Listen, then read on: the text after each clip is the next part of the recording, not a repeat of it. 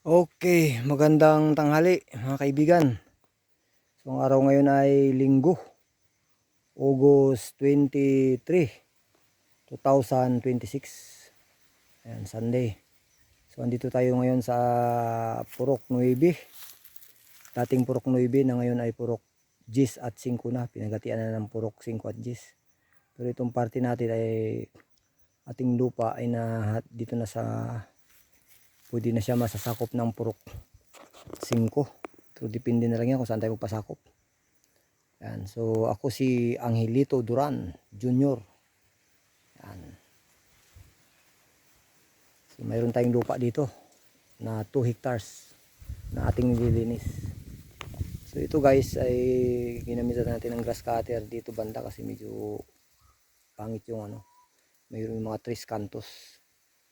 May mga puno ayan doon. So gawin natin itong basakan tong area na to. Hindi pa na-develop to, tayo ang mag-develop nito. Gawin natin basakan papunta doon. Dito. Yan. Papunta doon. Yan, dito yung area na yan. So gawin natin basakan to. Meron tayong water source dito. Maganda.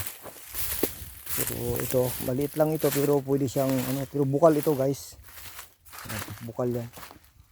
Yan, tubig na yan, bukal yan. Maliit lang pero pwede siyang ipunin. Kahit tag-init, hindi yan siya nahihibas. So itong area na to, may matubig talaga. Kaya pwede siyang gawing basakan. Yan, papunta doon. Patag din ito. Pwede mo siyang palalimin to, gawing pagkukuna ng tubig sa water pump. So dito guys, meron tayong ditong mas malakas na tubig. Natin dito. So ayan guys, oh.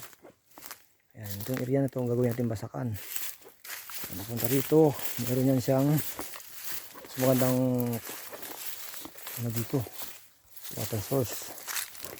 Ayan guys, dito guys. Ayan. Ito guys, oh. Yan, malawak ito guys. Malalim. Karating tao ang lalim nito, pwede natin palaliman pa. So ito ay bukal. Hindi talaga ito nahihibas kahit tag-init. So pwede siya pagkukunan ng water pump. Hindi mahibas para sa basakan natin. Nabasakan dito. Area na yan. Ito kasama na ito sa magiging basakan papunta doon. Ayan. So dito mayroon tayong pinagkukunan ng tubig na napakalinis. Ayan. So dito galing ang tubig sa ilalim guys. Wala tong ilog ha. Bukal lang ito. Ayan, nilagyan natin ng yan, nilagyan natin ng may ano yan doon sa lalim. 1.5 tapos nilagyan natin ng maliit na tubo. Dito tayo kumuha ng inumin, masarap yan guys. Walang kadumi-dumi. Walang pinanggagalingan na ilog kundi yan, bukal lang. Ano, diyan sa ilalim ng kabuhuan na yan. So dito walang ano yan diyan. Yan, nilagyan lang natin ng mga bato guys. Oh.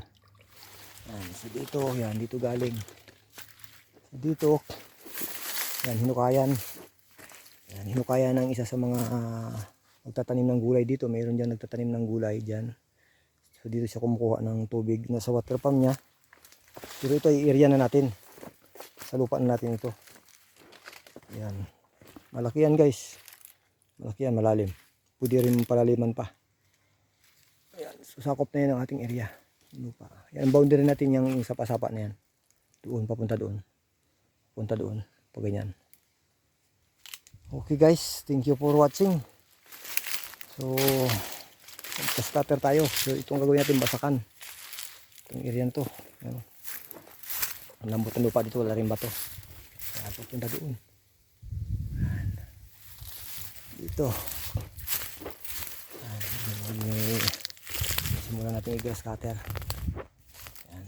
So sa ngayon, pag nasunog ito, magtatanim muna ng gulay dito guys. Tanim muna ng gulay ng ating darling. Ayan. So ating grass cutter. Okay. So ayan guys.